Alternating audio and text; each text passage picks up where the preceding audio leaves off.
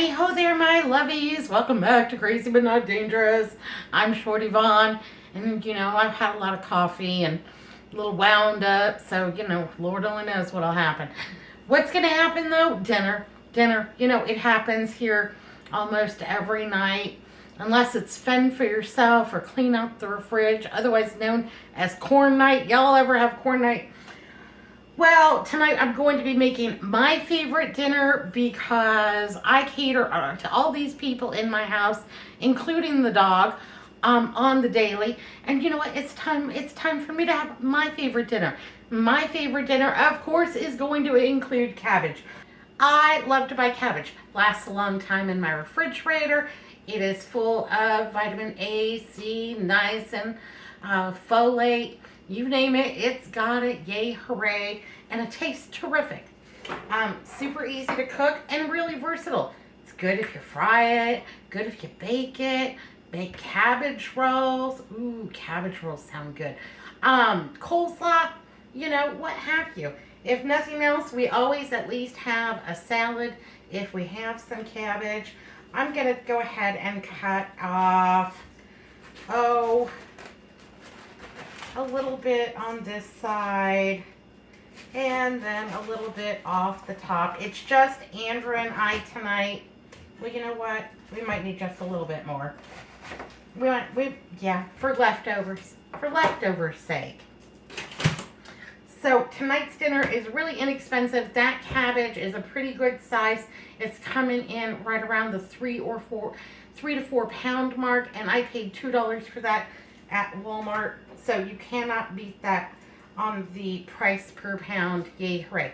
I just have a baking dish here, and I'm using kind of a big one because we got some things that are going on, and I didn't want things to be crowded. So I am going to just start with my cabbage and just give it a rough little chippity chop in chunks. About that big. Not that worried about it. And we'll go ahead and put that in here. And we're just going to kind of just be building up this dish as we go. Yay, hooray. What's new and exciting with all of you? Nothing much going on here. Ooh, it's been windy. It's not cold. It's like 75 degrees today. So, shorts and a t-shirt kind of a weather. But it has been so windy. It has just been miserable. And, ugh. I used to live in Oklahoma, where the wind comes sweeping down the plain, and it was windy there too. I didn't enjoy that either. I'll take rain. I'll take monsoons. I'll take hot weather, but y'all can keep the wind. And it's the kind of wind right now where if you're driving on the highway, it pushes your car around. That's the worst. I hate to drive in the wind. So I'm not driving today. We're safe and sound at home, thank goodness. And just going to be enjoying some nice dinner. My mother used to make a big Sunday dinner. And so our Sunday dinners were pretty much on the regular. And my older sisters would show up. So my older sister, Sandy, she would show up with her husband, Jerry, and their 3 kids, Jeremy, Josh, and Jake. And then my sister Patty would show up with her husband, Robert, and their 2 kids, Matthew and Charlie. My sister Glenda would show up with her husband, Dave, and her 3 kids, Sabrina, Jessica, and Jaylene. And then my sister Linda, and whatever, boyfriend she had at the time, my sister Sherry and her husband, Danny, and whatever stragglers. You just brought them all to Sunday dinner. We're going to my mom's house to eat. You want to come? It was a very, very common thing to say. So I think this is enough cabbage because we're going to be adding some more things to it. And I think that looks pretty good. I got a yellow onion. Not mad at that whatsoever. So my mother would make like a 25-pound meatloaf. Or she might make a big pot roast or a ham or a turkey or something like that. And all of the fixings. And really, it was my dad that loved Sunday dinner night. He thought that was an important You know, when his older children had grown up and gone away, and he wanted them home at least one day a week so he could lay his eyes on them. Also because my dad was a very fierce ping pong and pool player, and he needed the competition. So downstairs in our basement in the rec room, we had ping pong and pool, and we would eat dinner, and we'd sit around and tell stories and yada yada yada. And then there would be this, ping pong and pool tournament situation going on, and kids would just run wild. And anyhow, my family loved a Sunday dinner, and I still like to cook something a little bit special here at the house, even if it's just going to be Andrew and I, even if it's no big deal. I'm really thinking that we should have a family dinner in March before it gets really, really hot. So I'm hoping that I feel well enough to get that together, to have everybody over. Now, we all got together at Liberty's little birthday party, and that was so sweet. And that was at a park. But family dinner, it's nice. I miss having them, and it's been a while. I think that last one I had was in October. They take a lot of energy, and they can be a little bit pricey. So I'll have to choose my menu pretty carefully, but I think that we can do it, still have a good time. It's not necessarily about what we cook, more about getting together. And, we're all getting a little bit older, and it's important to spend this time together. Yay, hooray. So I'm thinking about what I'm going to get, if I'm going to get it together for family dinner this month. And of course, I'll bring y'all along because, you're family to me. I mean, I can't afford to have you all over for dinner. And we don't have the room for, all of you either, unfortunately. One of these days when I win the lottery, yeah, we'll have a big old to-do and have a good time. We'll just tear it up, babies. So that's what's going on. Thinking about some old times, and we had a good time growing up, and my sisters, they were all fun. And yeah, just doing some things. So got a little onion in there, and now I have this delicious Cosmic Crisp apple. It's a terrific color, but it's also really, really big. And so we're going to get a lot of apple out of this. I think that cabbage and apple and onion and pork is just fantastic. That's one of my absolute favorite meals. And I'm not picky about the pork. Ham would be fine. Pork chops, A-okay with me. A pork tenderloin. Whatever you can get on the cheap. So, got a little bit of a core there, but I will do something with this. I'm trying to save up my apple cores because I'm thinking I'm going to try to make some apple cider vinegar. So, I am going to give these just a little chop up because this is going to cook for a little while, and I don't want them to disintegrate into nothing. So I am leaving it today in larger pieces. It'll be all right. If you didn't have an apple, but you had some apple sauce, if you had a little apple juice. I have even in a pinch, used one of those Alpine apple cider packets with my cabbage and my pork, and it added a lot. So, yeah, even one of those apple cider packets, I think those are delicious. That adds a lot of flavor, gives you that good apple feel. There we go.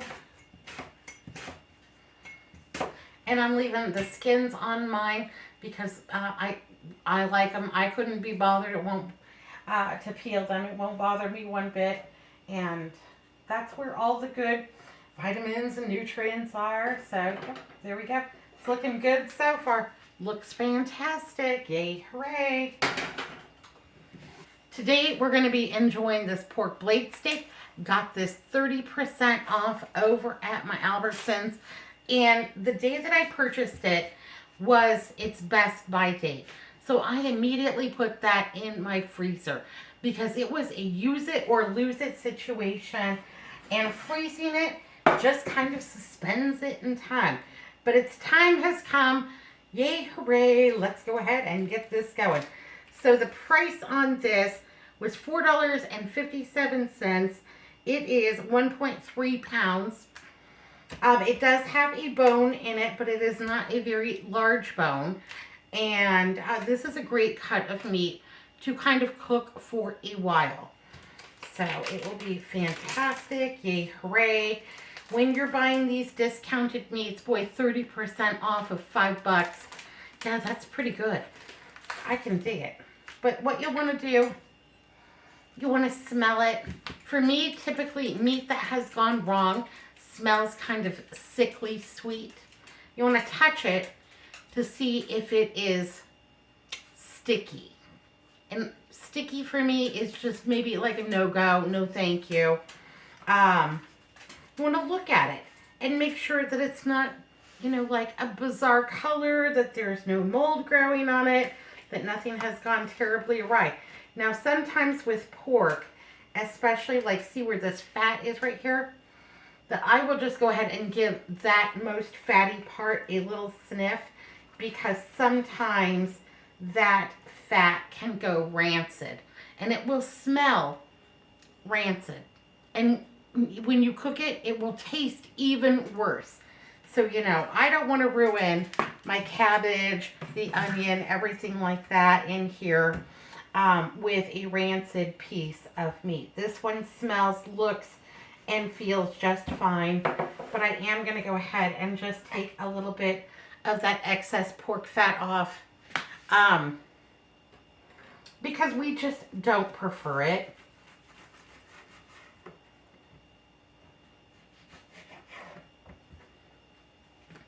And it has plenty of marbling throughout the piece of meat. So, you know, we're not going to render this completely lean by any means, but just take a little bit of the extras off, and there we go.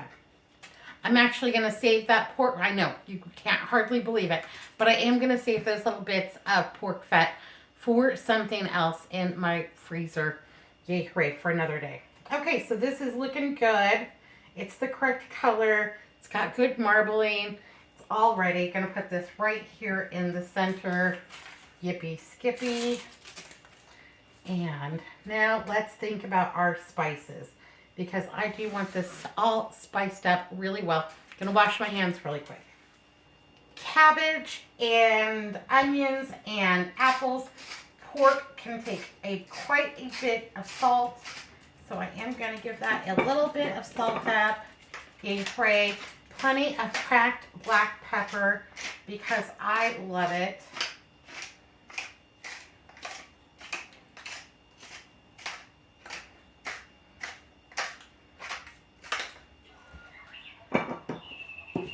Granulated garlic. Hello, Gilroy. And I'm getting down to the dregs. And I let my Costco membership go.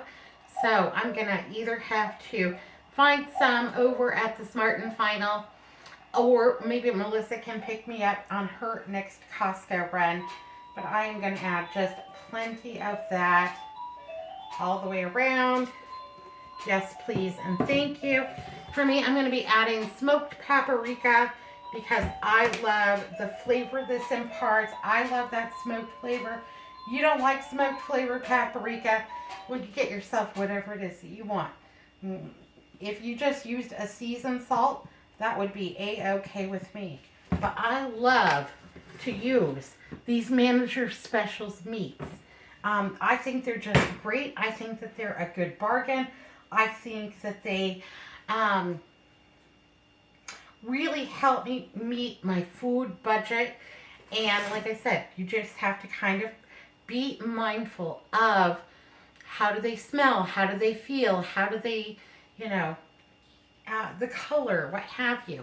Now, a lot of times, like hamburger meat, sometimes I will find it on sale and it won't be as red as I would anticipate it to be. But hamburger oxidizes really quickly. So for me, hamburger is one of those things. I'm going to touch it. I'm going to smell it. Worst case scenario, I'm going to take a little pinch of it. I'm going to fry it up and taste it, because it can oxidize more rapidly than other meats, and that does not necessarily mean that your hamburger has gone bad. Now I'm going to make a mustard cream sauce to go on this. I know. So I've got some sour cream, about 8 ounces here. I also have some spicy brown mustard, and we're just going to mix the two of those together. That's, I don't know, maybe a tablespoon, 2 tablespoons, something like that. And I love this mustard cream sauce. Yay, hooray. And any kind of mustard would work. Yellow mustard, brown mustard, Dijon mustard.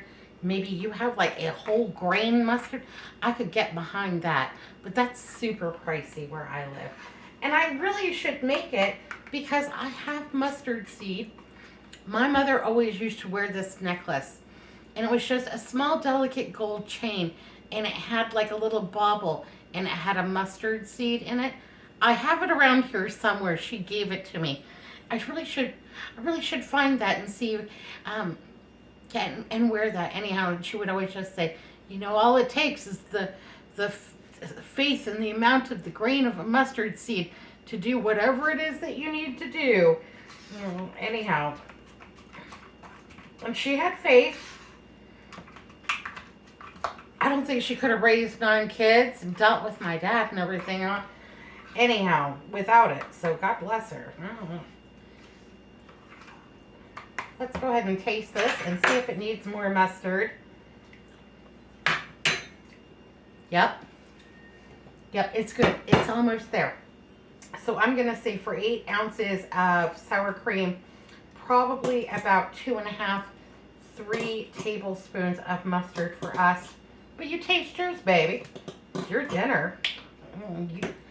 Yeah, that's the thing with the recipe. Everybody's tastes are different. Everybody's palate is different. What works for me may not work for you. All right, that looks good. That looks rich and creamy and delicious. It's a little bit thick, but I'm not worried about it because as this pork cooks, it will release some liquid as that cabbage and apple and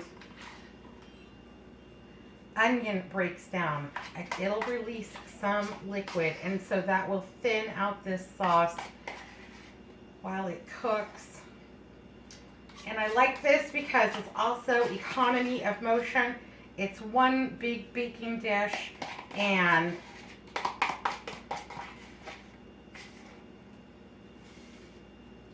we're not going to have that many dishes.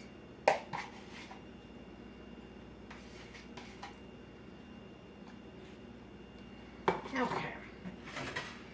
And we can just kind of spread that around. Make sure everything gets coated and covered. Yippee skippy. But it will homogenate. It'll be fine. It'll be a-okay.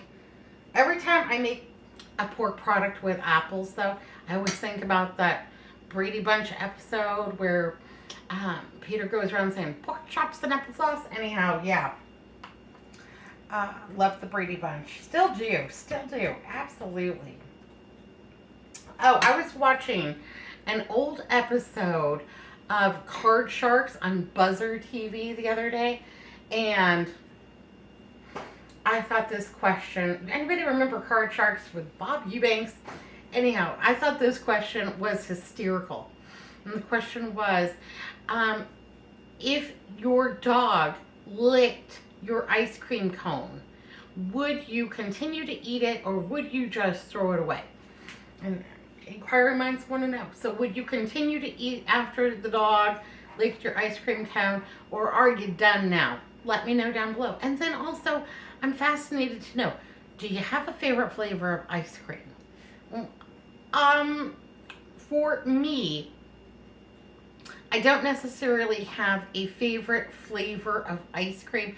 We eat ice cream very rarely, but I'm always intrigued by the flavors. Like I was watching my friend Sherry Ellen over on Cooking with Neighbors, and she was doing this grocery store shop, and they passed the ice cream aisle or what have you, and there was a cherry Bordeaux ice cream, and oh my goodness, how could you walk right by that? No, I would have had to put that in the cart. I would have no self-control. Okay, so we've got our mustard cream sauce on here. We've got all of the elements. We've got salt, we've got pepper, we've got spices. Oh, I almost forgot. So from my garden, I picked a couple of stems of rosemary because rosemary and pork and cabbage and all a little extra seasoning. I'm gonna cover this up with aluminum foil. I'm gonna pop this into my oven. I'm gonna bake it for about 40 minutes or until that cabbage is tender and the pork is cooked through about 350 degrees for about 40-45 minutes, something like that. For me, when this one smells done, it most likely is. And minimum temperature on my pork product is going to be 140 degrees. That way I don't get trichinosis, but I don't overcook my pork. Yay, hooray. So that, I think that just looks spectacular. I'm ready. Smells good, even uncooked. I'm ready for it, babies. I'm hungry. My belly is hitting my backbone. Okay, so let's talk about the math on this meal. Now, this is a little bit pricey, but it's kind of like our Sunday roast dinner. We're having a nice blade steak with that 30% off manager special. This one comes in at about $3.70. We've got about $1 worth of cabbage, $1 worth of apple and onion, and then the mustard cream sauce with the sour cream and the mustard, the spices and what have you. So we're coming in right around the $7 or $8 mark. There is easily at least 4 servings in here, making this meal about $2 per serving, and I think that that's okay. Kind of a celebratory Sunday dinner roast on the cheap because yeah, that pork blade steak is going to be fantastic, and that's part of the pork shoulder, and it can take a longer cooking time. You could also be doing this in the crock pot if you were so inclined, but I think about 45 minutes on 350 degrees is just going to be perfect for us. Yay, hooray. But yeah, you could, if you were busy, you're going to church, you've got things to do on a Sunday, you want to come home to a nice dinner, just throw this in your crock pot. And if you want it even faster than that, you could easily do this in your instant pressure cooker. I would probably put it on for, I don't know, 15 or 20 minutes. That would be my guess. I'm not a master of cooking in the Instant Pot, but you know, it'll be all right. It'll be all right. And if it wasn't quite done enough, I would just stick it on the saute function and just give it a go. It'd be fine. It's just cooking. We're just making dinner. We are not solving the world's problems in my kitchen. We're just having, you know, something to eat. We're filling bellies and having some chit chat, and that's A-okay by me, babies. All right, gonna let this cook, bring you back, show you what I end up with. Dinner is ready and it smells fantastic. Yay, hooray. Let's go ahead and make Andrew's plate. So we've got some onions, some cabbage, some apple, some of that mustard cream sauce right there. Yay, hooray. And then let's go ahead and grab him a nice portion of this pork blade steak.